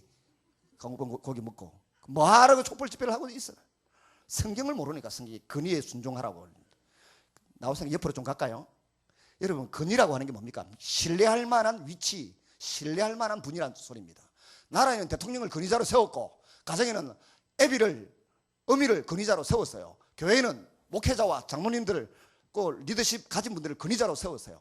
근위자 안에 있으면 그 근위자가 보호하고 책임을 집니다. 근위자가 자기 책임을 감당하지 못하면 지목이 나라고 지가 하나님께 벌을 받아요. 그런데 이 근위자가 싫다고 가출하거나 도망쳐 나가면 누가 보호해 줍니까? 근위자가 보호를 안 하는데, 하나님이 세우신 근위를 통해서 그 근위의 우산 아래 있는 사람을 다 보호하고 지키려고 하는데, 그 도망가면 누가 지켜주겠어요? 가출을 하니까 꽃뱀들이 달라들고, 가출하니까 원조교제가 달라들고 그런 거 아닙니까? 집에 가만히 있으면 어머니가 다 먹이고 살릴 거 아닙니까? 아버지가 건의가 없으면 어머니라도 건의자로서 자식을 길러낼 텐데, 저는 우리 아버지가 너무너무 감사하더라고. 우리 아버지가 주책은 좀 부리시지만 너무너무 감사해요.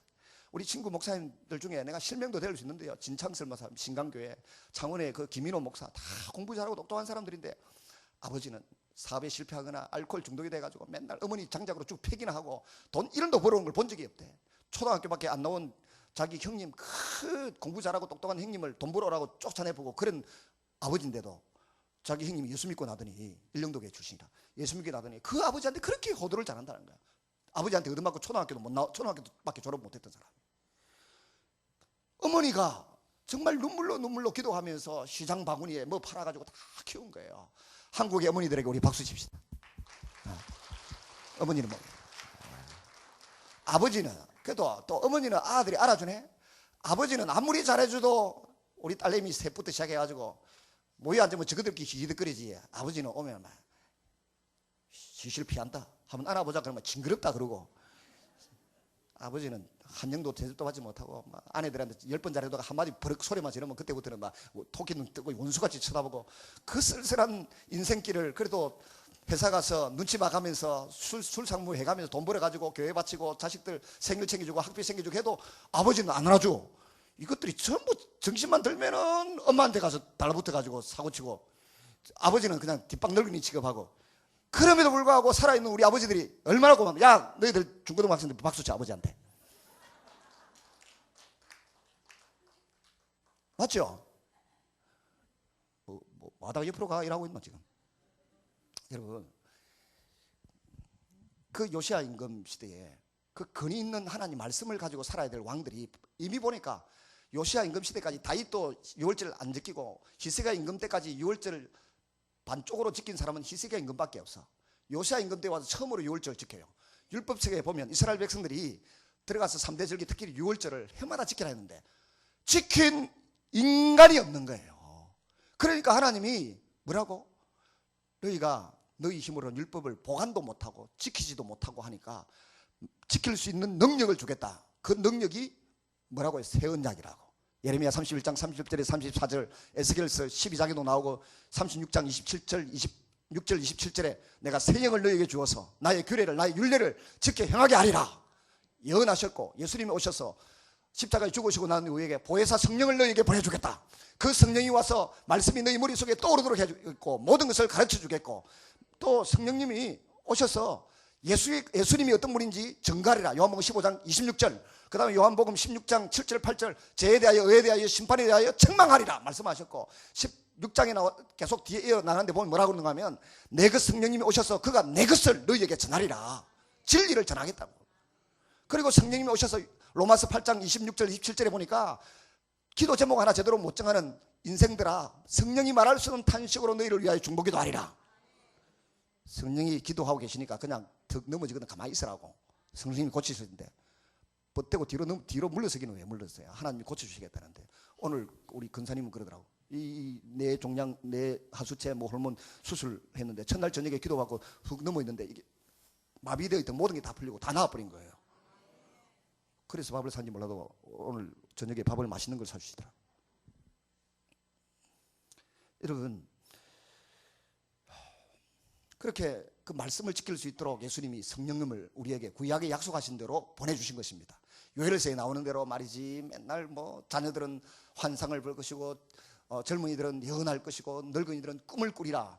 그걸 이루어진 것이 사도 베드로의 설교에서 사도행 2장에 나오니까 그것만 생각하는데 그것만 있는 게 아니잖아요. 새 언약이 더 중요하고, 우리나라의 경부고 수도로가 젖줄이잖아요. 젖줄 처음 생긴 그런 것처럼 이 언약이, 제가 지금 말씀드린 이 언약이 성경의 큰 경부고속도로예요. 나머지 옆에 지금 나와 있는 것들은 지류 언약이에요. 지류 언약. 국도 뭐 1호선, 2호선, 3호선 있듯이 다른 거는 다른 생활 지침서를 하고요. 그 임금들에게 신명기에 준 그 말씀이 왜 요시야 임금 시절에 성전에서 발견되냐고. 성전에서 그것도 헌금통에 발견. 제사장이 들고 있든지, 왕은 아예 늘 읽으라 했으니까 들고 있어야 되고, 제사장도 가지고 있어야 되고, 레위인들도 다 가지고 있어야 되고, 임금들은 특별히 늘 읽고 있어야 되는데 다 어디 갔다고 말. 그러니까 나라가 망할 지경이 되는 거죠. 그래서 요시야 임금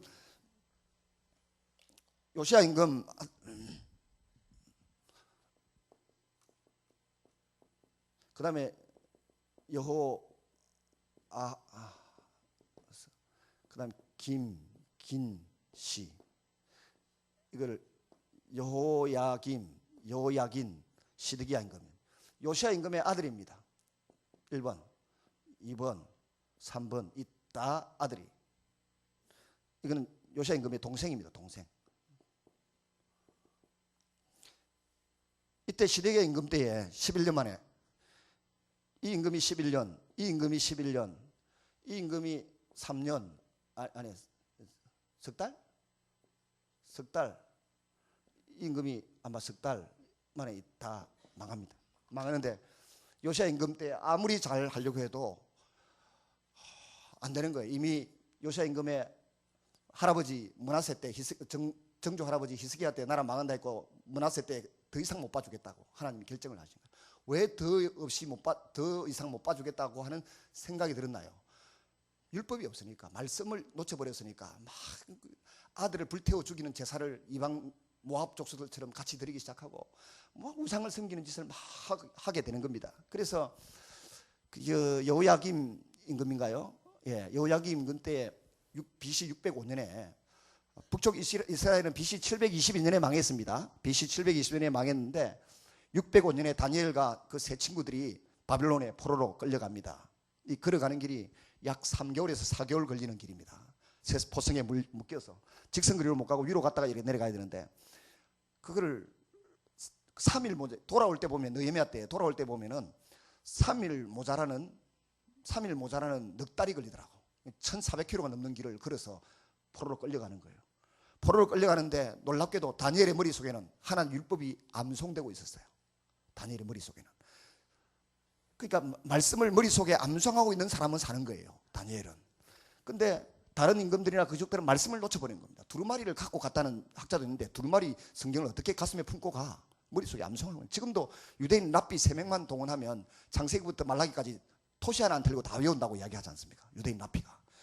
야들아, 스마트폰하고 소녀시대 이름 9명 외우지 말고 나는 유리하고 태연이밖에 모른다. 너희들 다 외우지? 소녀시대 이름 다 못 외우나? 머리가 나빠서 못 외우는 거야? 아니면 성경 말씀 읽고 외우느라고 못 외우는 거야? 후자이길 바란다. 여러분, 연예인 이름은 줄줄이 외우고, 야구선수, 축구선수 이름은 내하고 아무 상관없는 박지성한테 열광하고 박찬호한테 열광하고 막 하는데, 그거 다 소용없는 일이에요. 말씀을 암송해야 돼요. 말씀 암송할 것도 몇 개 없어. 따지고 보면 신명 출애굽기 20장에서 23장까지 그거 한 100번만 읽으면 다 외워져. 4장. 그 다음에 그거 가지고 좀 모자라겠다 싶으면 신명기 5장에서 11장까지만 읽으면 돼요. 그것만 외우면 율법서 다 외우는 거예요. 레위기서 한번 읽어보면 알고. 그래가지고 다니엘은 바벨론에 포로로 끌려가고, BC 597년에 에스겔 선지자가 포로로 끌려갔는데, 포로로 끌려가서 뭐 했다고요? 포로로 끌려가가지고 유프라테스 강을 가로질러 있는 이 사각형의 큰 성을 짓습니다. 이게 92km가 넘는 그런 큰 성을 만든 겁니다. 성 위에서는 전차 두 대가 경주를 할 수 있을 정도로 넓고 큰 강이 가로질러 있으니까 물은 언제든지 공급이 되고, 아무리 큰 군대가 와서 포위 공격을 해도 자급자족이 가능한 겁니다. 큰 성을 만들어요. 에스겔 선지자가 한 5년 동안 이 성을 만들면서 또 같이 끌려갔던 597년에 같이 끌려갔던 그 포로들이 1만 명 되잖아요. 조병호 박사의 표현에 하면 연봉 1억짜리 이상들이 1만 명 고급 기술자들이 끌려가지고 저 바벨론 큰 성을 만들 때 피눈물이 흐르는 거죠.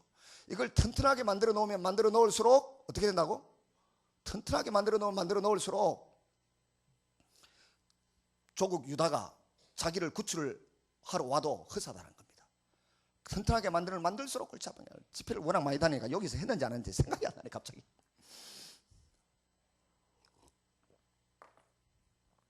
카이강의 다리라고 하는 소설이 있고 영화가 있습니다. 그 카이강의 줄거리가 뭔가 하면은 포로로 잡힌 영국군 대령이 일본군에게 영국군의 그 신사도와 군기와 절도 있고 실력 있는 것을 보여주는 방법이 뭔가 하면은 카이강을 가로질러 큰 큰 다리를, 튼튼한 다리를 만드는 겁니다. 그래서 자존심이 상하기 싫은 거죠. 이 카이강의 다리는 영국 군대의 자부심이고 자존심이다 해가 군대를 통솔해서 같은 마음으로 정신으로 무장해가지고 카이강의 다리를 쫙 놓습니다. 근데 연합군 쪽에서 볼 때 저는 뭐 다리 저거를 부숴버려야 되는데, 연합군 쪽에서 볼 때는 다리를 부숴야 일본군하고 전쟁에서 이길 수 있다는 겁니다. 그래서 폭파조를 보내는데 폭파조하고 이 영국군 대령하고 부딪혔는데, 폭파조는 카이강의 다리를 폭파시켜야 유엔군이 승리한다 이렇게 말하는데, 자기는 이 카이강의 다리를 붙들고 늘어져야 자 일본군 길을 팍 죽일 수 있다, 이거 살리겠다. 그래서 둘이서 싸우는 거예요. 근데 보세요, 카이강의 다리를 잘 만들면 긍지와 자부심이 생긴다고 생각하는 무리가 있고, 저걸 부숴버려야만 연합군이 승리한다고 생각을 하는데, 그게 맞잖아요. 무서워야 승리하는. 그런데 자기가 정성과 노력을 기울여서 정했던 그 목표가 옳은 줄 알고 그 대령은 막 고집을 피우는 겁니다. 그 고집이 전쟁의 승리를 늦게 가져오고 자기 자신을 망가뜨리는 행위입니다. 오늘날 우리가 교회를 섬기면서 내가 가지고 있는 고집이 오히려 하나님 나라 건설에 영혼 구원에 방해가 된다는 것을 알아야 되는데, 그걸 깨닫지 못하니까 작가들이 그런 소설을 만들어 가지고 우리에게 재미와 긴장과 그 묘미를 통원해서 뭔가 메시지를 던지는 거죠. 드라마 작가들이나 소설가들이. 에스겔은 지금 이 성을 만들면서 긍지와 자부심을 느끼는 게 아니에요. 자기들이 가지고 있는 총 석공 연봉 1억짜리 이상들의 그 고급 기술을 가지고 성을 쌓으면서 내가 유대인들의 지혜와 총명과 기술력을 보여준다, 이 긍지와 자부심이 있는 게 아니에요. $10,000 하나하나 놓으면서 오는 겁니다. 우리를 구출하러 올 유다가 공격해 왔을 때 이 성이 쉽게 허물어져야 되는데, 쉽게 허물어지지 않도록 관리 감독을 하고 튼튼하게 지으니까 얼마나 억장이 가슴이 무너지겠습니까? 그래서 울며불며 기도를 하면서 이 성 92km를 만들고 있는데, 하나님께서 에스겔의 마음을 아시고 너무 그 슬퍼하지 마라. 5년 만에 나타나셨어요. 597년 빼기 592년이죠. 나타나셔가지고 하나님이 에스겔에게 말씀을 합니다. 하늘나라의 계시록에 나오는 뭐 불병거 이런 걸 보여주면서, 하나님 보좌를 보여주고 성령의 역할을 보여주면서 계시를 딱 주다가 20장에 넘어가면 그 영을 빼가지고 어디로 들어갑니까? 예루살렘으로 데려가잖아요. 예루살렘에 딱 가보니까 무슨 일이 벌어지고 있습니까? 아하스 임금이 가져와가지고 세워놓았던 동방신, 거기 성전뜰에 아직 그대로 세워져 있고, 노제단은 없고 세워져 있고, 태양신을 섬긴다고 일본 국기가 태양신 섬기는 거 아닙니까?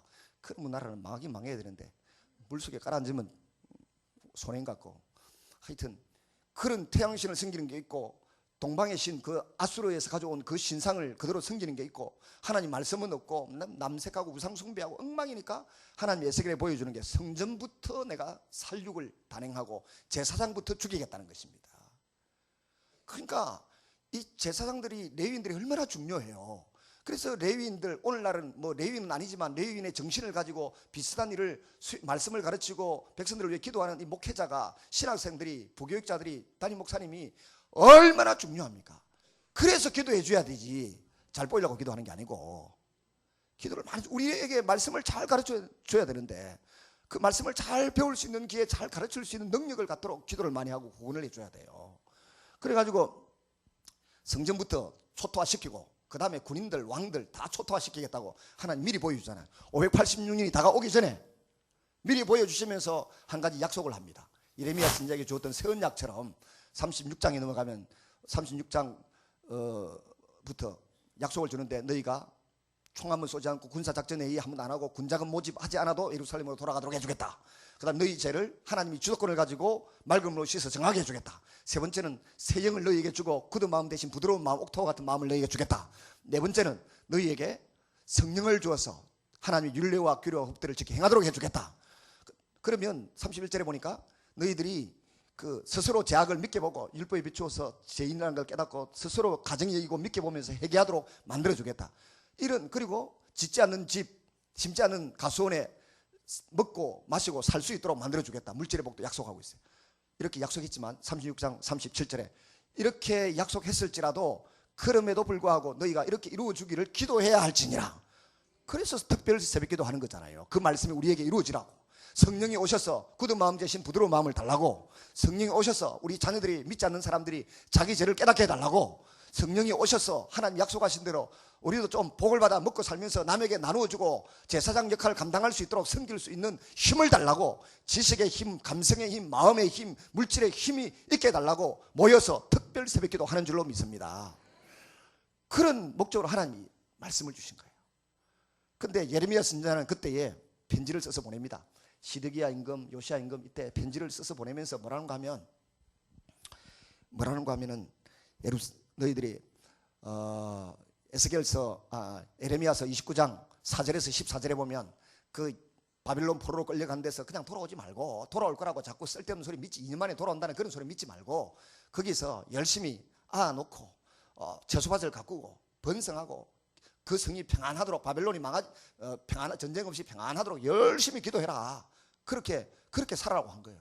정말 그들이 그렇게 기도한 것입니다. 누가? 다니엘이, 세 친구가 그렇게 살았더니 바빌론이 페르시아에게 망하는데 어떻게 망한 줄 알아요? 평안하게 망했습니다. 바빌론 황제가 바빌론 제국에 있는 종교가 있는데, 국교가 있는데 그 막 축제를 하고 가난한 사람들을 막 도와주고 하는 그런 축제 기간을 무시한 거예요. 무시하고 그 성직자들을 너무 무시하니까 그 바빌론의 성직자들이 열받아가지고 이 철옹성 같은, 느부갓네살 황제가 그 서울 타워 같은 데 공중누각이 서울 타워, 용두산 타워라고, 거기 올라가 보면서 야, 내가 이런 성을 만들었나 하고 기고만장하다가 정신 이상이 돼가지고 7년 동안 7일에 동안 그 말뚝에 매이갖고 풀을 먹고 하늘에 이슬 맞으며 지냈잖아요. 교만 들다가 하나님이 그렇게 만들어 주신 것인데 그걸 모르고 하나님 미리 예레미야, 이사야서를 통해서 그렇게 예고한 대로 됐잖아요. 근데 예레미야가 바빌론 성읍이 평안하도록 기도하라 했더니 정말 그렇게 기도를 했는가 봐. 이 사람들이 바빌론이 망할 때, 페르시아에게 망할 때 화살 총 한 번 안 쏘았어요. 임금이 그렇게 자기 종교를 무시한다고 제사장들을 함부로 대하니까 제사장들이 열받아가지고 자기들 막 왕들하고 장군들 잔치하고 막 술 먹고 들어누워 있는 때에 바빌론 성문 4개를 전부 다 활짝 열어버렸어. 페르시아의 고레스 황제가, 역사적인 키루스인데 고레스 황제가 화살 한 번 안 쏘고 돌 한 번 안 쏘고 그냥 무혈 입성해가지고 접수해버렸어요. 그게 바빌론입니다. 그래가지고 바사 대신에 메데바사 페르시아가 되는 거죠. 그렇게 돼요. 그 내일 낮에 나오나 하여튼 뭐 저녁에 나올 거 나올 거예요.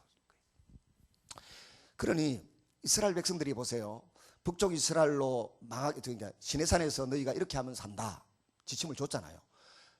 신명기에도 이렇게 하면 산다, 왕들은 이렇게 하라고 명령을 줬잖아요. 그 다음에 바빌론 포로 끌려가면 이렇게 살아라 명령을 줬고, 그 말씀을 받아들인 사람은 살고, 자기 고향, 본토, 친척, 재산 다 날려버리고 주식 하나 없고 저금 통장 하나 없어도 바빌론에 예레미야가 준 말씀, 그 예레미야 29장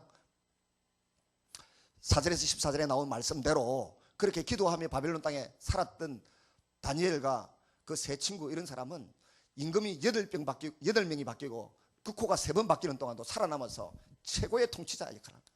원래 대통령은 허수아비 실제 도장만 찍는 권한이 있지, 브레인들은 누굽니까? 국무총리 아닙니까? 그래서 서울대 교수들을 불러다가 국무총리 시키잖아요. 그런 것처럼 다니엘이 사실은 보좌만 높을 뿐이지, 황제가. 다니엘이 모든 그 120개 바벨론 도를 통치하고, 페르시아가 되었을 때도 다리오 임금 때부터 시작해서 다니엘이 모든 걸 통치하지 않습니까? 근데 다니엘이 느부갓네살 황제가 꿨던 꿈을 딱 분석해 보니까 금신상 하나 있는데 머리가 바벨론, 그다음에 가슴, 이거는 페르시아, 그 다음에 동은 어디라고요? 헬라 제국, 그 밑에는 로마 제국, 철과 진흙이 섞인 건 헬라 제국, 로마 제국, 이렇게 나는데 떠인 돌 대신 예수님이 나타나가지고 한 대 쳐버리니까 그거는 박살나버리고, 그 나라들은 전부 다 박살나버리고 그 돌들이 온 세계에 가득 흩어졌더라. 하나님이 나라가 되고 하나님 나라의 한 모형이 되는 교회가 온 세계를 장악하더라는 것을 알고 나니까 바벨론 황제한테 뭐 구태타 이렇게 구태드리고 금식기도 하고 싸울 일이 없다. 여기서 하나님의 뜻을 나타내고 하나님 영광 드러내는 관리로 내가 살자. 예레미야가 준 말씀대로 살자. 그리고 예레미야가 준 말씀을 자꾸 읽어보니까 70년 만에 나라가 회복된다고 하는 서책을 깨달았다 하잖아요. 20일 금식기도 해가면서 성경 읽으니까 서책을 깨달았더라 그렇게 이야기하잖아요. 그러면서 다니엘은 적국에 갔어도 최고의 사람이 되는 거예요. 최고의 사람. 오늘 낮에 말씀드렸는데 이돈 장로 같은 사람이 온 세계 경제 무역의 지금 제1인자로 세계 경제를 좌우하는 결정권을 쥐고 있어요. 한국이 낳은 인물 이돈 장로님, 나이 52살밖에 안 됐는데, 그것도 스페인어, 한국 외고대 스페인어과 나온 사람이 온 세계의 경제의 핵심이 되는 WTO 무역회계 수석부 총재로 일하고 있어요. 그 사람이 전도하는 사람이요, 그 부인되는 사모 근상가 집상가, 그분은 뭐 중학교밖에 안 나온데도 남편이 이쁘다고 아내 삼아가지고 했더니 10에 3조를 하고 평생을 산 거예요. 그랬더니 막 수직 상승하는 신분이 노벨상 평가위원, 뭐 심사위원, 노벨상 심사위원, 옥스퍼드 대학의 석자 교수, WTO 무역기관의 수석 부총재 이래가지고 막 수직 상승하는 9.11 테러 때 비행기가 그 회의하려고 하는 사무실을 뚫고 지나갔는데 하나님 은혜로 이 사람이 살아남아서 온 지금 10분 단위로 비서가 007 가방 들고 따라다니며 조절을 합니다. 말씀 붙들고 기도하는 사람은 살 것이고, 말씀 제껴놓고 쓸데없는 소리 듣고 뭐 헷갈리는 소리나 하고 너무 비평이나 하고 말씀을 믿지도 않고 기도도 안 하는 사람은 망할 거고, 안 망해도 그냥 대충 되는 대로 살 거고, 옆에 있는 다른 분들이 기도해 주니까 대충 되는 대로 살 거고, 그러나 주도적으로 약한 자를 섬기고 하나님 말씀을 붙들고 기도하며 사는 사람은 그렇게 수직 상승하는 겁니다. 귀하게 쓰임 받는 거죠. 우리 모두가 말씀의 사람이 되기를 바랍니다.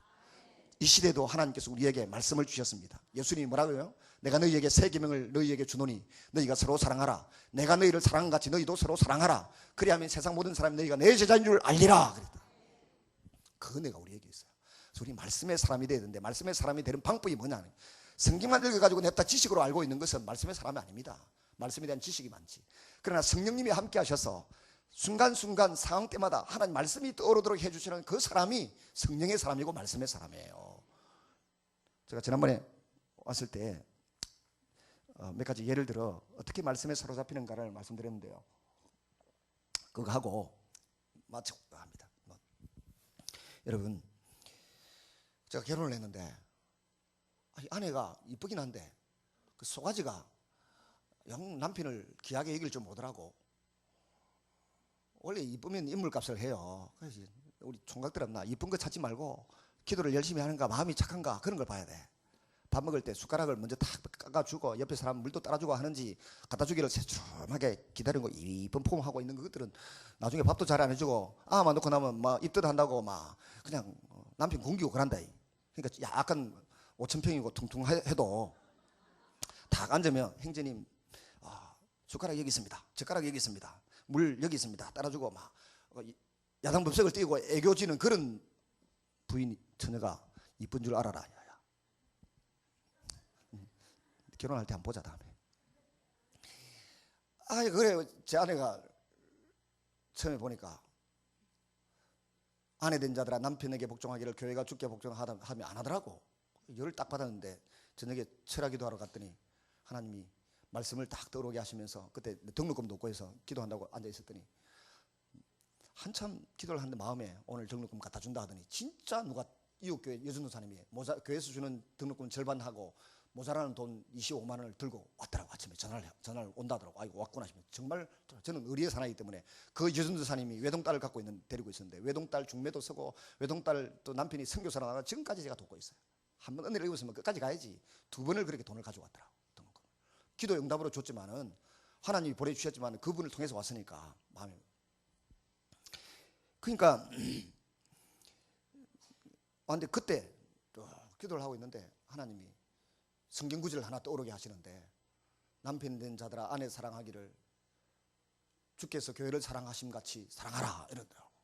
딱 머리를 한 대 맞은 것 같더라고. 교회가 주님께 복종하는 거는 기분 좋으면 하고 기분 나쁘면 안 해. 헌금도 하다가 기도도 하다가 말다가 뭐 사람도 봉사도 하다가 말다가 기분 내키는 거래. 부인들이 남편 사랑하는 건 또 그 꼴이라. 기분 좋으면 오징어 볶음 잘하는 거 맨날 해가지고 입에 쏙 넣어주면서 씹기도 전에 맛있나? 맛있어요. 씹어보고 말하자. 씹어보고. 그래서 기분 좀 나쁘면 시원하게 나는 밥 먹어요. 배가 안 고파요. 혼자서 밥 먹도록 만들어 지금 TV 보고 저쪽 가서 앉아있고. 요새도 그래. 요새도 언제 우리 집사람은 철이 들는지 혹시 내일 오거든 일러주지 마세요. 근데 주님이 교회를 사랑하시는 거 보세요. 순도 100%의 사랑이에요. 생명을 내어주고 자리를 내어놓고 모든 걸 공급하시고 채워주시고, 하늘나라 가시면서 불안하고 걱정이 되셔가지고 우리에게 누구를 보내주셨어요? 보혜사 성령님을 보내주시면서 내가 일러준 모든 말이 네가 머리가 나빠서 그때그때 기억을 못할 거니까 성령님이 기억나도록 만들어줄게. 요한복음 15장 26절 말씀 주신 것입니다.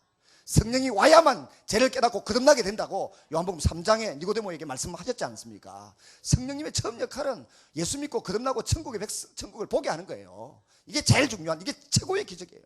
두 번째는 말씀이 떠오르게 하는, 기억나게 하는 거예요.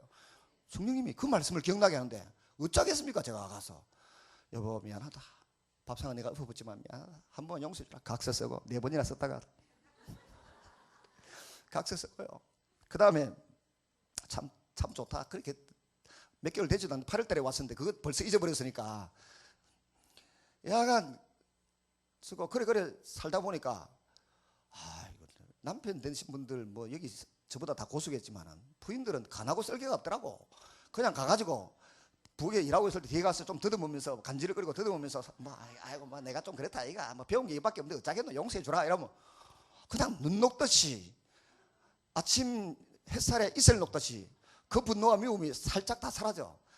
안 사라지면 그냥 카드 하나 주면서 네 마음대로 끌거라 하고 주면 막 백화점 가고 마음대로 꺾지도 못해 부들부들 떨다가 그냥 돌아와.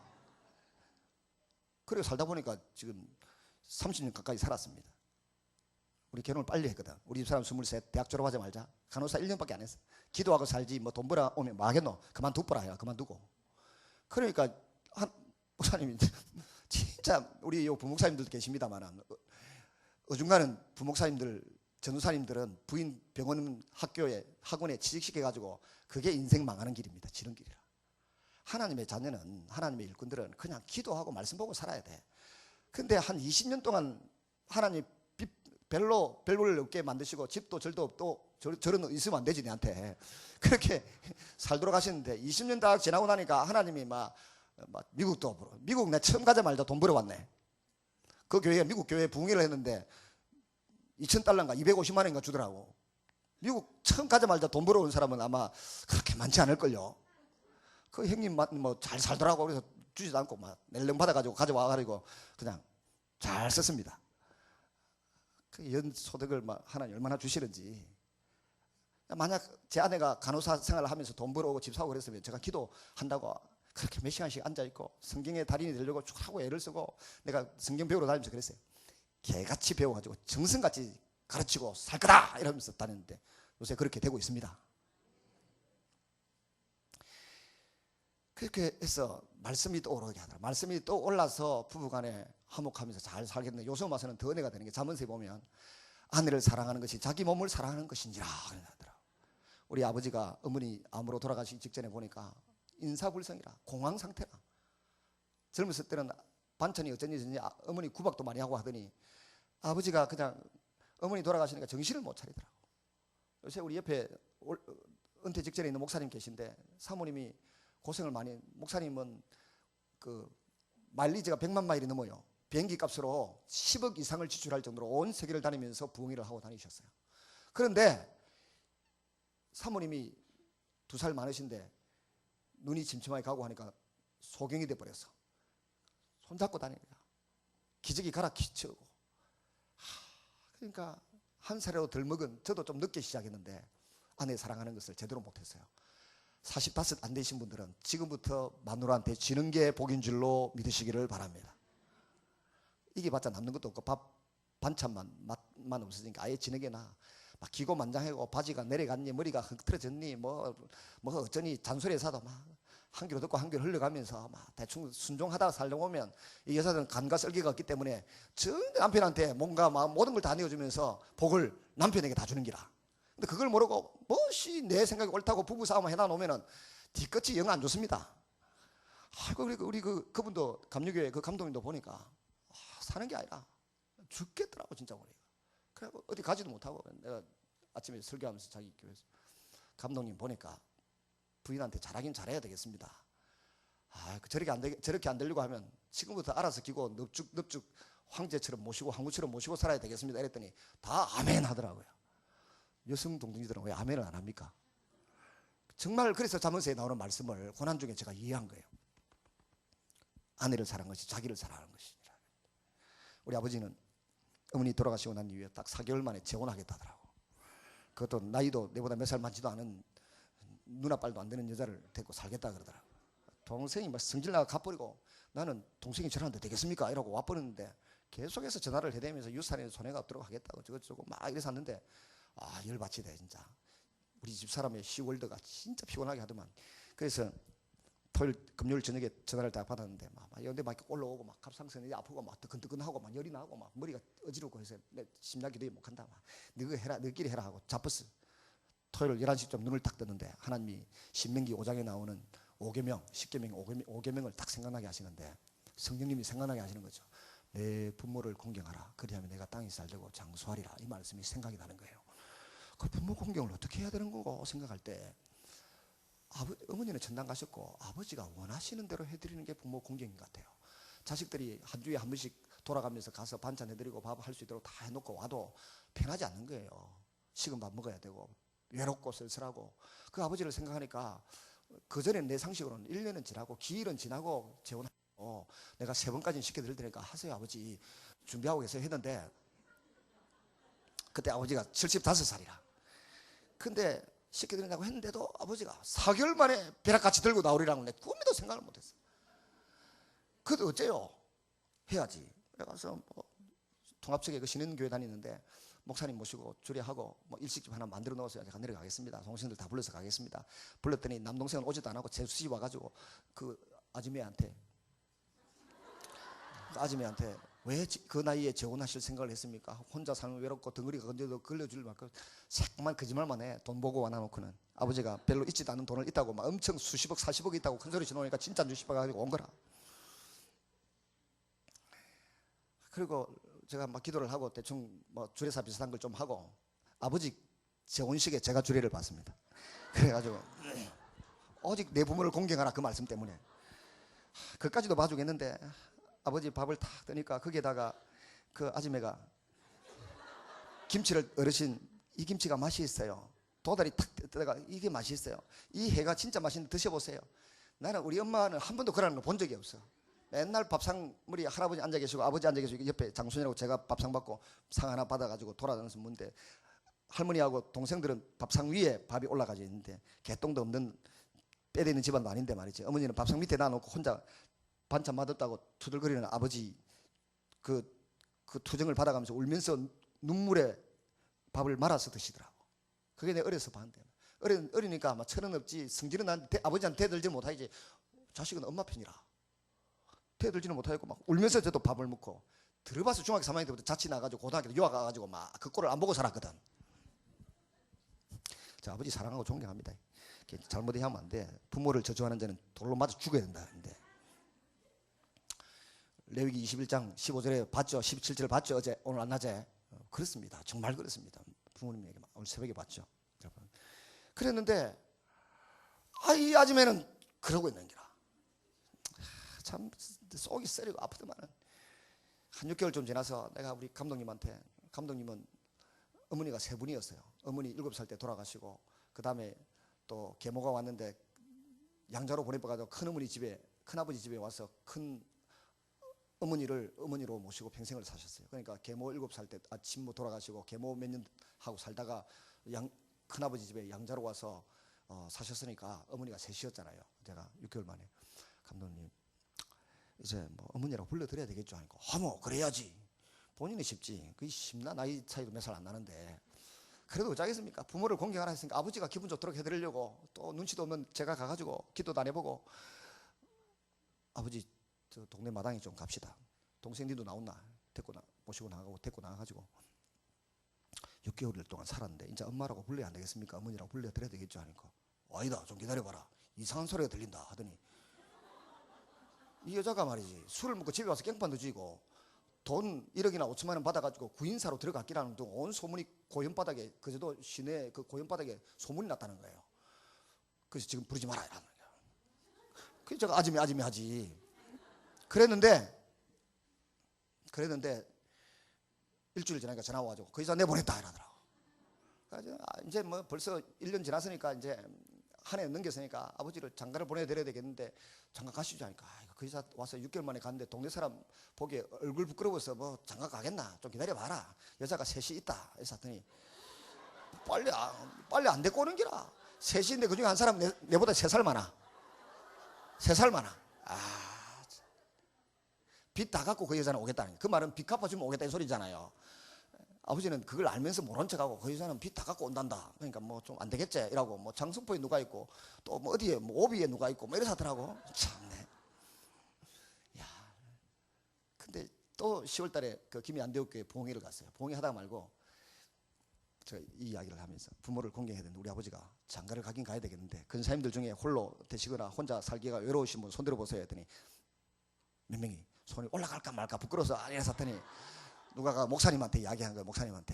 목사님이 이야기해. 자기가 가고 싶은데 자기가 간다는 소리는 못하고 어느 집에 둘째 부인으로 평생을 살고 남편이 돌아가시고 혼자서 먹고 살기도 힘들고 자식도 없는 부인이, 할머니가 하나 있다고, 그 한쪽 좋다 싶어가지고 뭐 뒤 사람도 없다 그러지 자식도 없다 그러지 뭐, 그래서 밥은 잘한다더라고. 그래서 아버지 갑시다 해가지고 김해안대교회 새가족부실에 가서 아버지를 선보게했어요.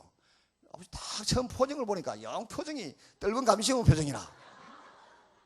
그래도 2시간 동안 말하고 이야기를 하고 있어. 2시간 동안 말을 하고 나서 진해 속천 무대에 딱 왔는데, 그 목사가 말이야 뭐 그런 사람이 다 있어. 뭐 인물이 말상이고 말상같이 생긴 여자, 그런 여자를 데리고 어떻게 살으라고 그런 여자를 선을 보게 하나 이러는 거라. 와, 내 그 순간 우리 혹시 재혼을 꿈꾸는 분들은 제발 그런 생각 좀 하지 맙시다. 아니 연세가 그때 벌써 76세인데 밥 잘해주는 할매면 됐지 뭘 이쁜 할매를 데리고 뭐 어떡하겠다고. 이쁜 사람은 아픈 데가 많아요. 그것도 모르고 아버지는, 내가 화도 저도 열을 받아가지고 아버지 밥 잘해주면 됐지 이쁜 여자가 됐고 어디 쓰려고 할매가 다 거기서 거지. 그랬더니 아니다 말썽이 돼가지고 저거 경로당 가야 되고 뭐 또 어디고 저 교회 갈 때 부끄러 남 부끄러서 그 지대 고 다니노 너 엄마처럼. 그래도 이뻤는데 말이지. 우리 엄마 이쁜 건 또 알아가지고 그래 깨졌어요. 그 뒤에 우리 동생한테 전화해서 너희 형님이 하나 소개했는데 영 파이더라. 어디서 그 이상한 여자를 니 인자 해봐라. 그러니까 동생 눈치가 빨라가지고 형님 그 안 이쁜 여자 소개했다고 욕 실컷 하시더만 내 또 소개 좀 하면 또 내 욕하고 다니려고 소개를 안 해주는 기라. 그 기다리고 있었더니 그 세 여자 중에 하나 장승포 여자를 갖다가 600만 원 주고 빚 갚아주고 데리고 와서 지금 사신 지 한 6개월 됐습니다. 1월 1일 날 제가 내려가서 큰 절을 하고 회를 사드리는데 그 이웃 목사님들이 와서 남 목사하고 인사를 했었길래 우리 새어머니입니다. 인사했더니 아버지 입이 째지르기라. 이 두 번째 여자 들어올 때는 아예 상견례고도 없어, 뭐 예배고 뭐고 없어, 뭐 남 부끄럽다 그냥 들어와 살다가 저거 오면 뭐 받아주면 뭐 되는 거고, 뭐 자식도 있으면 안 받아줘도 그만이다 우리끼리 살자 이래 그냥 사시는 기라. 그래도 우리가 한 주에 한 번씩 형제간이 돌아가면서 밥 해드리고 하는 것보다 그 좀 할머니하고 같이 그렇게 사시니까 막 듣기 싫은 소리도 한 번씩 들려오고 해요. 그래도 그게 훨씬 낫더라고. 유산이 내한테 안 떨어져서 좋으니까 아버지가 하늘나라 가실 때까지 행복하게 편안하게 사시면 좋겠다 그런 생각이 들더라고. 그 생각을 누가 주겠어요? 하나님이 성경 말씀을 통해서 깨닫게 하신 거예요.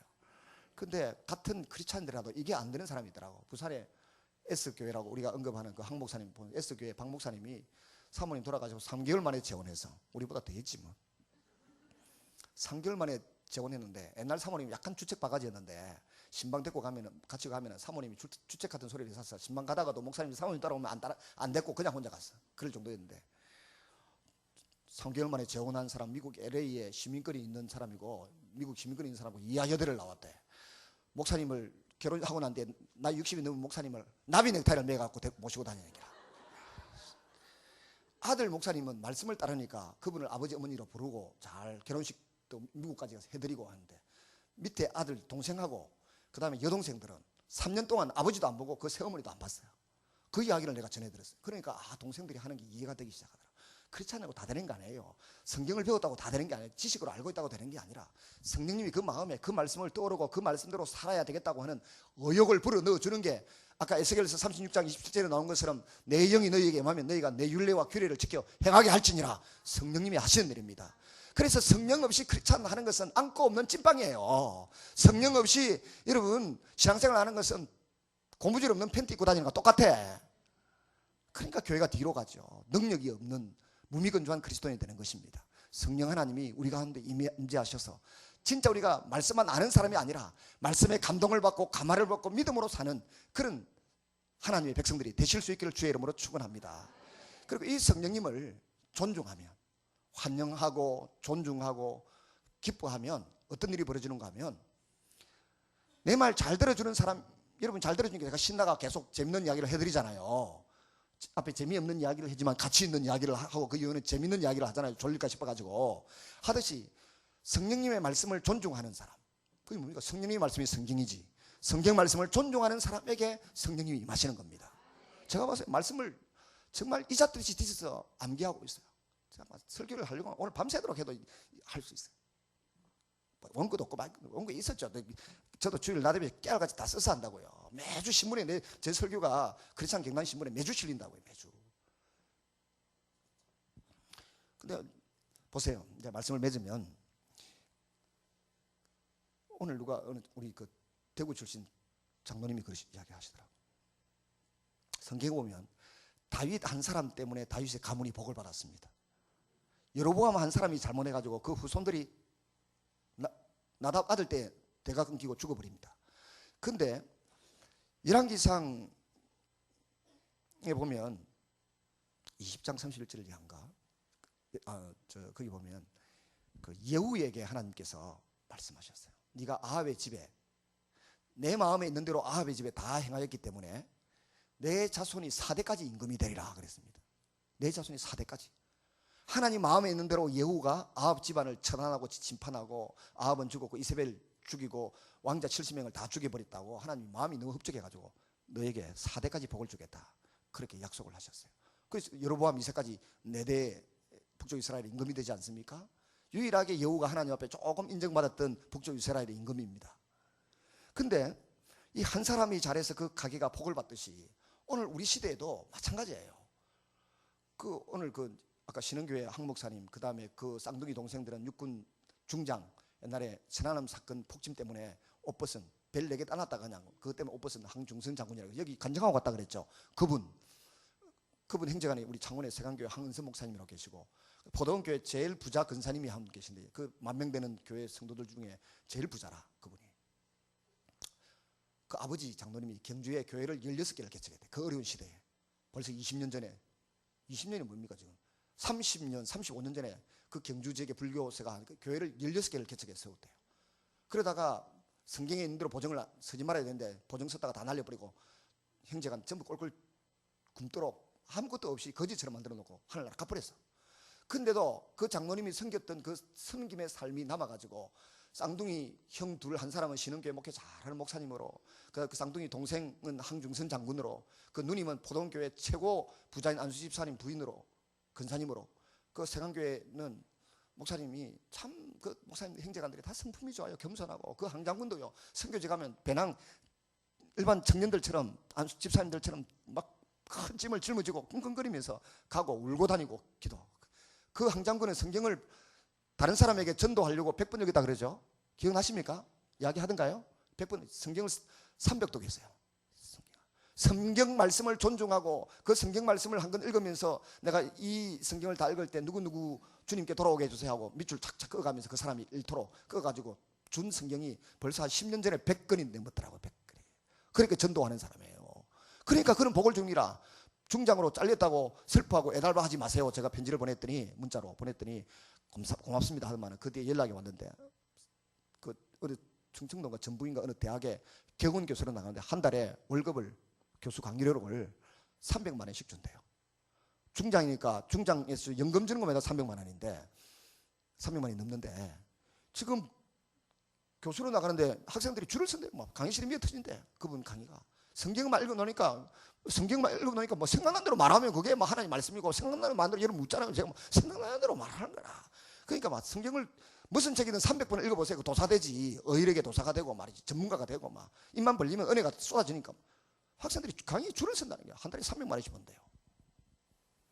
말씀에 정통한 사람이 되면, 하나님 말씀을 존중하는 사람을 하나님이 기이 여기시고 축복해 주십니다.